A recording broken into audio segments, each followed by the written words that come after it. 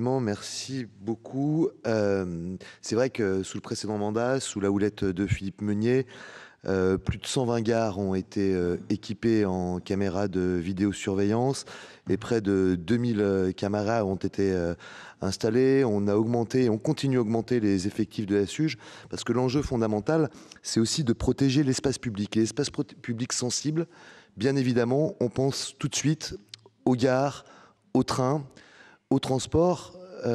C'est pour la raison pour laquelle avait été mis en œuvre le Centre régional de sécurité des transports en gare de la Pardieu.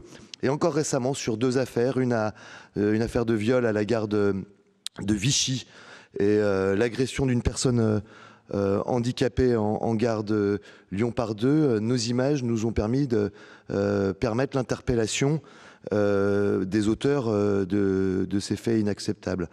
L'idée maintenant, c'est de poursuivre cette dynamique et cet élan de sécurisation de nos espaces publics. Et cette politique s'applique aussi pour les communes, avec nos aides importantes à l'égard des communes, mais aussi imaginer des vrais parcours de sécurité au sein des gares notamment, qui sont des lieux extrêmement sensibles, un peu sur le même fonctionnement de l'accessibilité aux personnes en situation de handicap, mais là en se disant quels sont les lieux à sécuriser.